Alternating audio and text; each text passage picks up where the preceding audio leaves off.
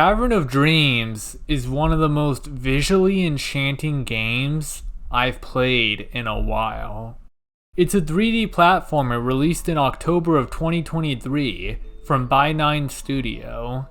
In it, you control the young dragon Finn as he explores the Cavern of Dreams, rescuing the eggs of his family who have been kidnapped, scattered across the mysterious cave. And God, this game's cool. I remember first seeing it on its release day, lying down, unable to get sleep, and just being like, yeah, this is it. Such a nostalgic vibe, harkening back to the style of classic Nintendo 64 platformers in a way that I love. Playing through this game, it feels like the games I used to play, captured near perfectly. Back when games were splashed with colors on every wall, back when games were full of mystery, intrigue, these abstract, wondrous structures and locations. Exploring these places and getting shot out to all these different locations, and just being able to lose myself in these virtual worlds. And Finn himself being like my favorite kind of 3D platformer character. Like, screw y'all's edgy, badass characters.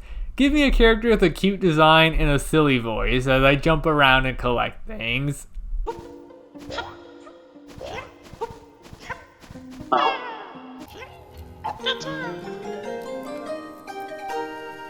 I love it.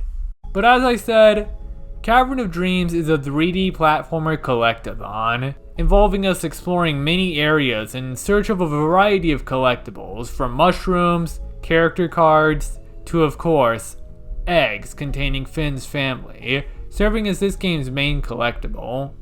Movement-wise, Finn feels pretty great, having a jump, well, I mean I'd hope, but a high jump that can be performed by pressing jump after landing from a previous one, and ending things off is a roll that also functions as a dedicated sit button, which I very much enjoy. Finn going to sleep after a while, it's good vibes. But rolling makes for a great way to gain speed. Like, it's actually pretty surprising just how fast a player can go in this game. Like, goddamn, we're going to plaid. Love the star effect on Finn too when you start going fast. The roll button also makes Finn dive underwater. Yeah, there really isn't too much for water mechanics. He straight up metal caps that stuff, and it's all the better for it. In fact, moving around in the water is pretty fun. I like the mechanic of how you can like jump in and then like launch yourself out like a dolphin. So this is Finn's base kit, the moves that he'll always have on him to navigate these worlds. However, throughout the game, upon collecting a certain amount of eggs, the wondrous sage, who is watching over Finn's siblings in the hub area, will grant Finn with new abilities, and these gives him new ways of exploring areas alongside movement options. The one I like the most is the one that you get at the very beginning, the tail smack. It can be used to smack things, which you may think enemies, but Finn's a full-on pacifist. There isn't any combat system to speak of in this game. No health bar either. Getting struck by enemies has you facing knockback, and falling into a pit sets you at the most recent screen transition. No lives included. But what I love about the tail smack is that when used before hitting the ground, it will cause Finn to launch forward, essentially like a long jump, which is pretty useful to make certain platforms. But even more is when combined with a roll as soon as the smack lands, I can convert that momentum to basically instantly launch myself at star speed whenever. It's tricky, but feels great to do. I like that I don't always execute it well. It's something I need to focus on in order to perform. It gives me something to do while going around these areas. And no lie, landing a tail smack into roll jump is just some straight up fire. That's the kind of stuff I love in 3D platformers. Being able to learn new tricks with the playable character that you could basically always do from the beginning. That putting pieces together without being told is an underrated part of 3D platformers. It's not just making the platforms smaller, it's making the playable character have a ceiling to master. Discovery through using what I already know to essentially create new moves. That's something that 3D platformers can do cooler than anything else. And these moves really do make it possible to go anywhere. I know you can just quit and reselect your file if you want to go back to the hub, but I never even thought of that just because of how fast the player can travel around with Finn. Even the sort of fast travel points you can unlock by feeding Finn's siblings mushrooms aren't that necessary with just how speedy I can travel across the world. Though with all that in mind, there arguably isn't too much of a focus put on this movement. Like, yeah, you'll jump over gaps and across platforms at points, but obtaining eggs throughout these worlds is more often than not by solving puzzles and just exploring. It's not, here's a super tricky obstacle course in order to reach this egg. It's, hey, look around the world. You can break a window and enter a secret area. I can definitely imagine most 3D platformers nowadays have a larger focus on detached platforming segments to challenge the player with a character's moveset, rather than a world woven with secrets and mysteries to be discovered just by looking around. So I can appreciate that Cavern of Dreams went with this approach of interacting with the world more, keeping your eyes peeled for everything, be able to put yourself in this world and be a part of it. It definitely seems like a lot more work than just, here's a void background with some platforms that move up and down, do a spin, triple jump here, or just die. But it's like, you know, I kind of want to die. I mean, I prefer the latter. There was this one platforming section that I feel really embodied the disconnect between myself and this game's focus on platforming. Peep these coffins, or you'll end up in one. That was a joke. But, so, I need to get to the end of this lake, right? Well, I saw where I was, saw the point where I needed to reach, analyzed the situation with Finn's moveset, and executed a tail smack roll jump, and I just kept failing it. Down the draino. After a few tries, I looked at the situation more carefully and it's like, oh, the coffins have numbers on them. I was supposed to jump on them in order. I don't know, that moment sort of sticks out to me. And I know y'all are scratching your heads wondering how I didn't notice that. And listen y'all, I know my place. I'm not that smart. I was also pretty sick, but this game sort of knowledge gated me on several occasions. I think it's cool to interact with the world and find solutions to puzzles. Like, damn, I was actually kind of proud of myself that I managed to do the constellation puzzle. But whenever stuff like the angel statues come up, like, that's just when I accepted that the game devs were smarter than me. Though there were some parts that I found my own solutions that were probably unintentional, but I thought was pretty cool. Thankfully it's not required, but it did make getting all the eggs in this game a pretty daunting task.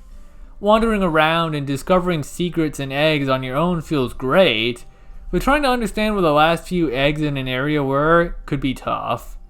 It's nice that the eggs in the hub area can give hints on the locations of other eggs, which did actually help me out at points. I was going back here just to get the scoop.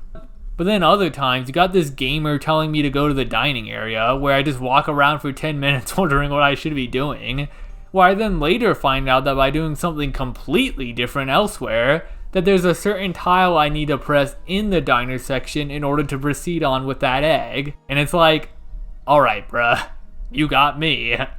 I don't know why it couldn't have just been a platform challenge. Why did the button need to be there? It's just not my cup of tea. But I do respect it in all the aha moments it gave.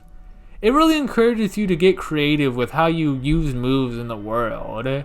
There is an appreciable emphasis on having Finn interact with the areas and enemies.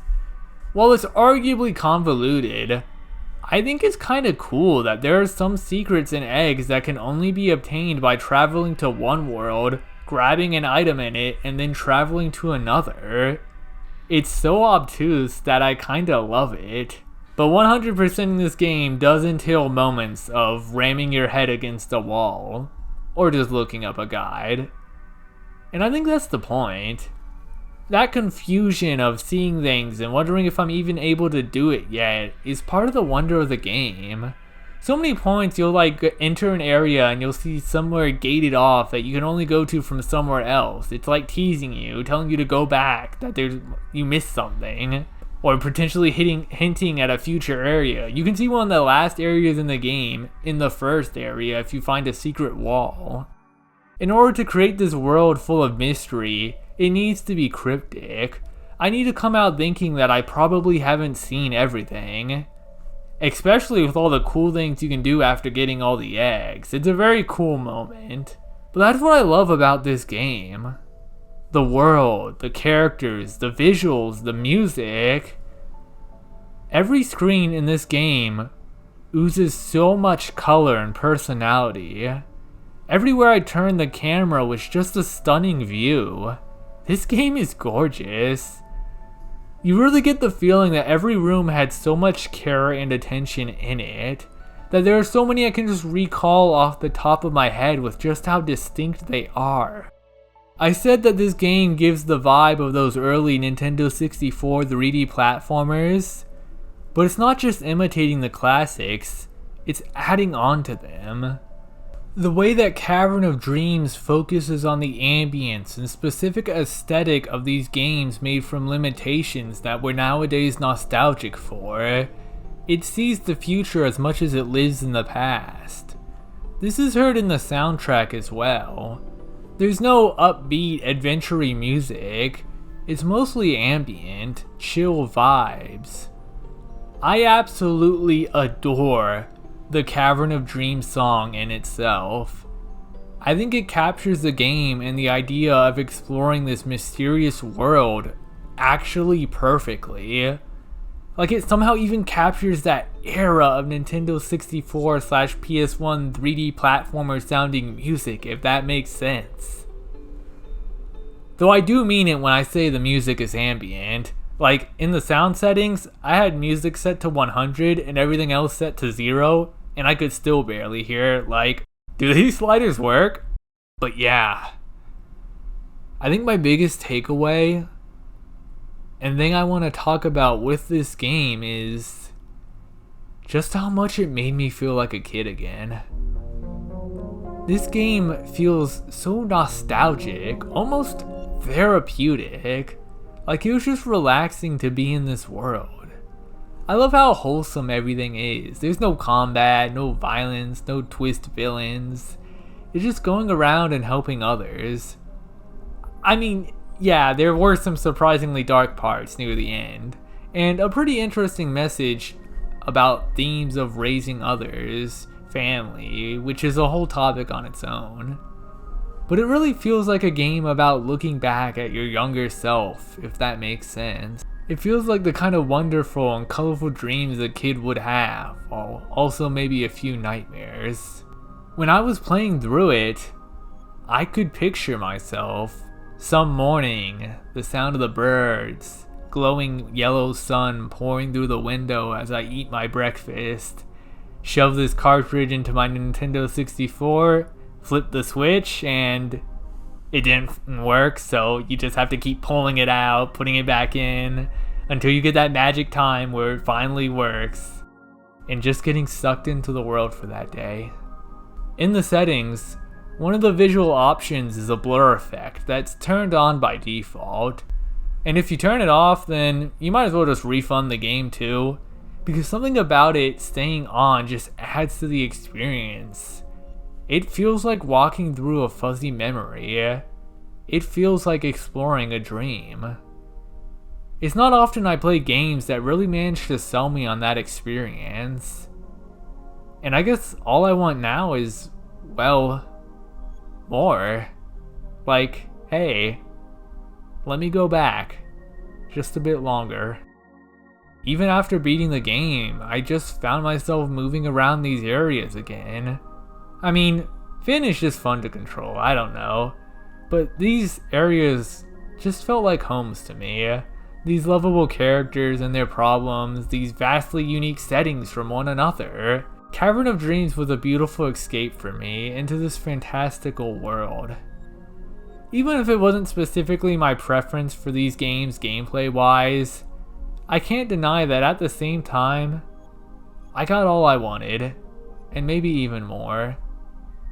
I won't be surprised if I end up coming back to this game just to boot it up and hang out in these worlds once more. I'm glad that games like Cavern of Dreams exist. It captures so much of what I love, yet at the same time being its own distinct creation. Maybe some of y'all can vibe hard with this stuff too. Maybe I'm just a weirdo. I enjoyed my time with this game though, and if y'all are interested in checking it out, it's all in the description, baby. But as for me, I think it's time I spread my wings myself and fly on out of here. I'll catch y'all in the next one. Kenshiago, Celtris, Gamer. See, I said it in a different order this time. No real reason why. I try to keep this alphabetical, but I guess I'm just feeling goofy. So yeah, I hope I sounded okay. I've been really down sick lately, and I tried really hard to not be sick, which was not a good idea, and it kind of effed up my voice, but I think I sound pretty normal. Normal enough. Anyways, thanks for watching, y'all. Thanks for supporting. Thanks for caring, you know? Shit's been tough, but I'm not giving up anytime soon. I'll catch y'all later, gamers. Peace.